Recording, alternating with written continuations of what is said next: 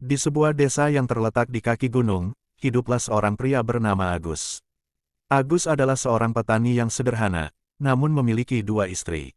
Istri pertama, Sri, adalah wanita yang cantik dan terhormat di desa. Namun, di balik kecantikannya, Sri adalah wanita yang penuh dengan rasa iri, cemburu, dan ambisi. Istri keduanya, Mayang, adalah gadis muda yang lembut hati dan penuh kasih. Mayang adalah sosok yang sangat mencintai Agus dengan sepenuh hati, dan meskipun ia tahu bahwa Sri adalah istri pertama, ia tetap menerima kehidupannya dengan sabar. Namun, kebahagiaan itu tidak berlangsung lama. Sri yang merasa posisi dan kehormatan dirinya terancam oleh kehadiran Mayang, semakin lama semakin cemburu. Agus yang dulunya memberikan perhatian lebih kepada Sri, kini lebih sering menghabiskan waktu dengan Mayang. Sri merasa semakin terpojok dan iri hati semakin menguasainya. Suatu malam, Sri memutuskan untuk melakukan sesuatu yang sangat kejam demi mengembalikan perhatian Agus sepenuhnya padanya. Ia pergi ke seorang dukun terkenal di desa sebelah yang memiliki kemampuan untuk mengirimkan ilmu hitam. Dukun itu adalah seorang wanita tua yang dikenal mampu mengubah takdir seseorang hanya dengan kekuatan gaibnya.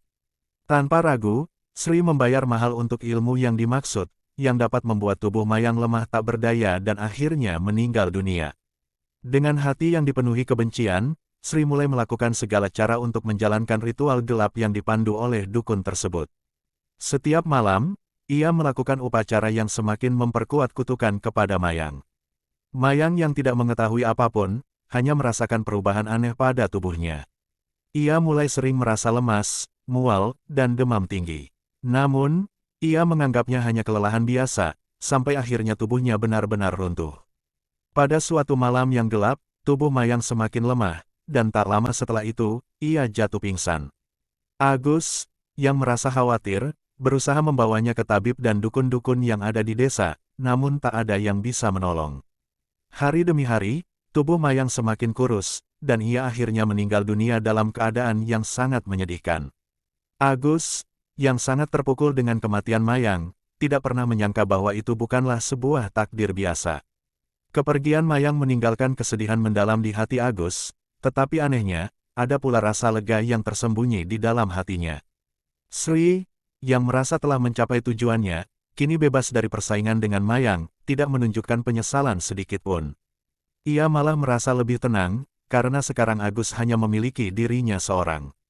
Namun, ada sesuatu yang ganjil. Setelah beberapa minggu berlalu, hal-hal aneh mulai terjadi di rumah Agus.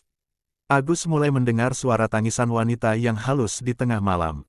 Kadang, suara itu terdengar sangat dekat, seperti berasal dari dalam rumah. Ada pula malam-malam di mana Agus terbangun, dan melihat bayangan putih melintas di ujung kamarnya.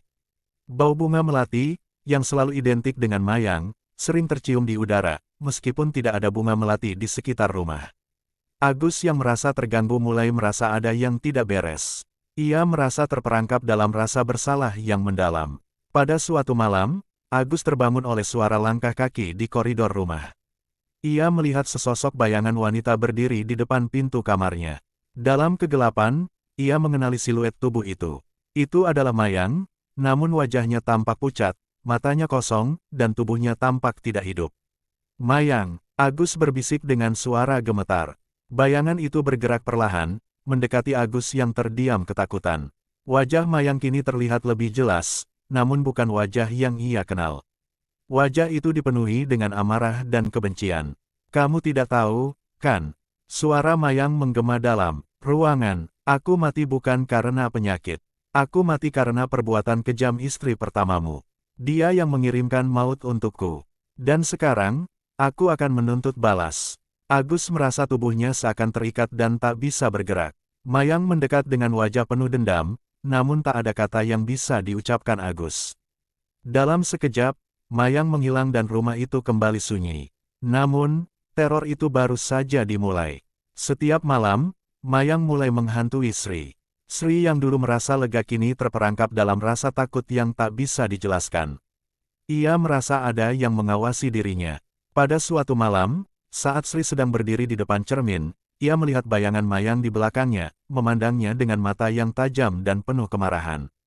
Tiba-tiba, suara bisikan serak terdengar dari belakangnya, "Kamu tidak bisa lari."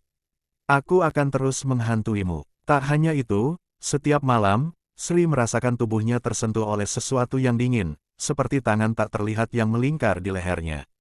Ada kalanya, ia terbangun di tengah malam dan menemukan Mayang berdiri di samping tempat tidurnya, wajahnya penuh amarah, siap untuk membalas dendam.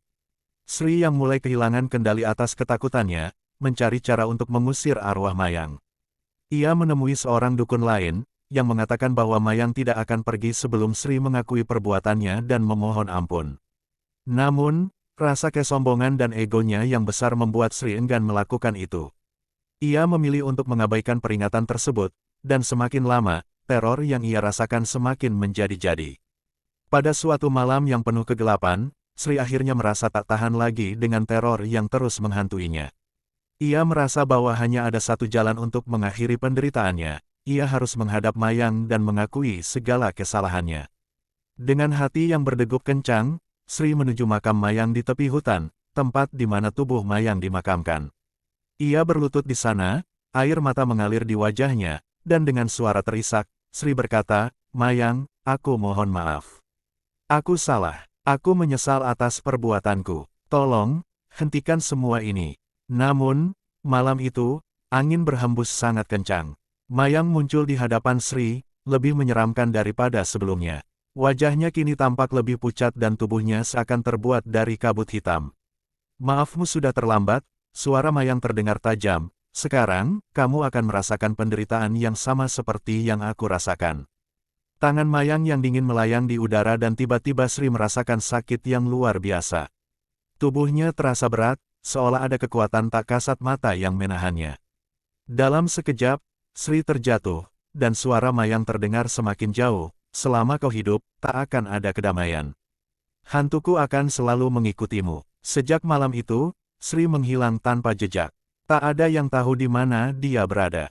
Rumah Agus yang dulu ramai, kini sunyi sepi.